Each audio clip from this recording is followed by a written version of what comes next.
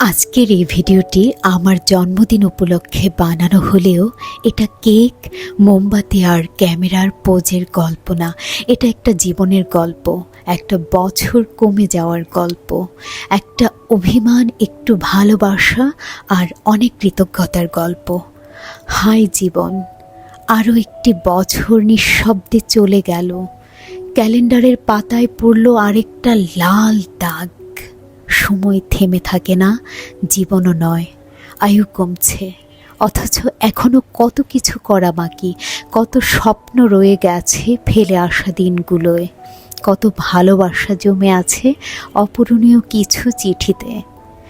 জন্মদিন এলেই সবাই হাসে, কেক কাটে, ছবি তোলে, ফুল নেয়, শুভেচ্ছা জানায়। আমিও তাই করলাম। কিন্তু এই আয়োজনগুলো যেন আমার কাছে কেবল এক ধরনের ফর্মালিটি। ভেতরে কোথাও একটা শূন্যতা রয়েই যায়। মনটা সবচেয়ে বেশি কাঁদে তাদের জন্য, সেই নিষ্পাপ শিশুগুলো যারা কোনো দিনই আর জন্মদিন দেখতে পাবে না, যাদের ছোট্ট জীবন এক ভয়াবহ দুর্ঘটনায় শেষ হয়ে গেল। তাদের মুখে এখন আর হাসি নেই, হাতে নেই কোনো উপহার। তারা চলে গেছে অনেক দূরে, এক নীরব আকাশে, যেখানে মোমবাতির আলো নেই, শুধু অশ্রু আর স্মৃতি ভাসে। তাদের কথা ভাবলে বুক ভার হয়ে আসে। আর তাই আমার বেবিদের দিকে তাকিয়ে আমি প্রশান্তি খোঁজার চেষ্টা করি।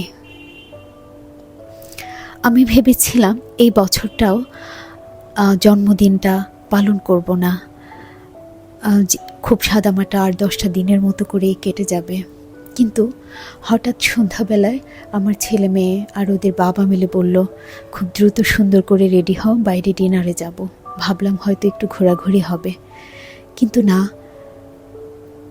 রেস্টুরেন্টে গিয়ে দেখি আমার মেয়ে তার বোনাসে টাকা দিয়ে ছোট্ট উপহার কিনে এনেছে, যেটা পৃথিবীতে আমার কাছে সবচেয়ে দামি উপহার।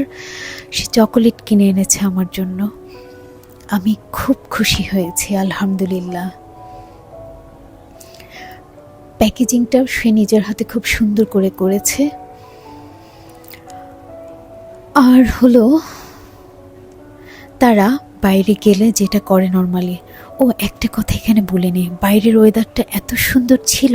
বাইরে বিদ্যুৎ চমকাচ্ছিল, বৃষ্টি হচ্ছিল, কাঁচ বেয়ে বেয়ে বৃষ্টির জল গড়িয়ে পড়ছিল। কী যে ভালো লাগছিল তখন, খুব সুন্দর পরিবেশ ছিল।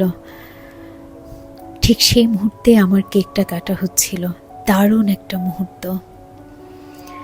যাই হোক, রেস্টুরেন্টে গেলে আমার বেবিরা সেই গতানুগতিক আইটেমগুলোর বাইরে আর কোনো নতুন কিছু খেতে চায় না, বাট আমার খুব ভালো লাগে নতুন কিছু ট্রাই করতে। ওরা যেখানে যাবে ফ্রেঞ্চ ফ্রাই মাস্ট ওদের থাকবেই থাকবে, বাকি যা আইটেম হোক না কেন। জুস আমার ছেলের, আমারও খুব পছন্দ জুস।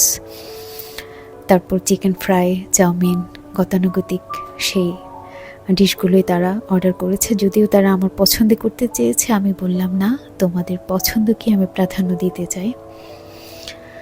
তারপর আসলে সত্যি বলতে অনেক দিন ধরে আমাদের সবার মধ্যে একটা সিকনেস চলছে, চিন্তা, দুর্বলতা, একঘেয়েমি সব মিলে। কারো মুখে কারো আসলে খাবার তেমন আগ্রহ ছিল না।